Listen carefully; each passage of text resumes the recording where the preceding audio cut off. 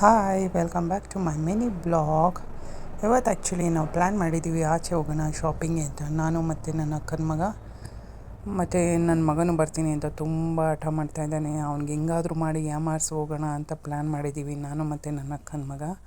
ಅಂದ್ರೂ ಅವ್ನು ಬಿಡಲ್ಲ, ನೋಡೋಣ ಏನಾಗುತ್ತೆ ಅಂತ. ಆದರೆ ಅವನು ಆಲ್ರೆಡಿ ರೆಡಿ ಆಗಿಬಿಟ್ಟು, ನೋಡಿ ಇಲ್ಲಿ ನೋಡ್ತಾ ಇದ್ರೆ ಆಲ್ರೆಡಿ ರೆಡಿ ಆಗಿಬಿಟ್ಟು ನಮ್ಮ ಅಕ್ಕನ ಮಗನ ಜೊತೆ ಗಾಡಿ ಮೇಲೆ ಹೋಗಿ ಕೂತ್ಬಿಟ್ಟಿದ್ದಾನೆ. ಆ್ಯಕ್ಚುಲಿ ಬೆಂಗಳೂರಲ್ಲಿ ಟ್ರಾಫಿಕಲ್ಲಿ ಸ್ಕೂಟಿಯಲ್ಲಿ ಹೋಗೋದೇ ಎಷ್ಟು ಮಜಾ ಸಿಗುತ್ತೆ ಅಂತಂದರೆ, ಅದಾದಮೇಲೆ ನಾವು ರೀಚ್ ಆದ್ವಿ ಇಲ್ಲಿ ಡಿ ಮಾರ್ಟಿಗೆ ಬಂದ್ವಿ. ತುಂಬ ದೊಡ್ಡದು ಡಿ ಮಾರ್ಟ್ ಇಲ್ಲಿ ಯಲಹಂಕದಲ್ಲಿ, ಶೇಷಾದ್ರಿಪುರಂ ಕಾಲೇಜ್ ಬ್ಯಾಕ್ ಸೈಡ್ ಇದೆ. ತುಂಬ ಮೋಸ್ಟ್ ಪ್ರಾಬಬ್ಲಿ ನಾನು ಎಷ್ಟೊಂದು ಡಿ ಮಾರ್ಟ್ ನೋಡಿದ್ದೀನಿ ಬ್ಯಾಂಗ್ಳೂರಲ್ಲಿ, ಬಟ್ ಈ ಡಿ ಮಾರ್ಟ್ ಬಂದು ತುಂಬಾ ದೊಡ್ಡದು ಅನಿಸುತ್ತೆ. ತುಂಬಾ ಅಂದರೆ ಮೇ ಬಿ ಫಸ್ಟ್ ಇರ್ಬೋದು.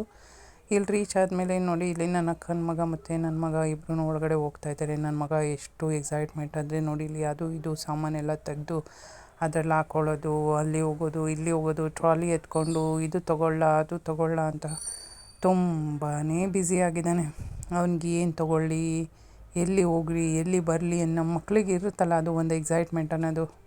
ಎಲ್ಲಾದರೂ ಒಂದು ಮಾಲಿಗೆ ಹೋದರೆ, ಡಿಮಾರ್ಟ್ಗೆ ಹೋದರೆ ಏನು ತೊಗೊಳ್ಳಿ ಏನು ಬಿಡಲಿ. ಅದಾದಮೇಲೆ ನಾವು ಆಚೆ ಬಂದ್ವಿ.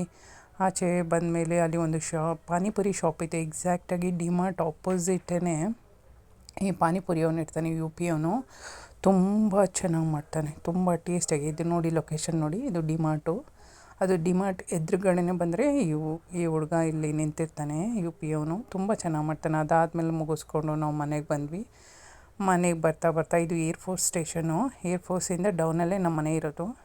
ಇಲ್ಲಿ ಫ್ಲೈಟ್ಸ್ ಎಲ್ಲ ಓಡಾಡುತ್ತೆ ಯಾವಾಗಂದರೆ ಆವಾಗ. Thank you for watching my video. Thank you so much.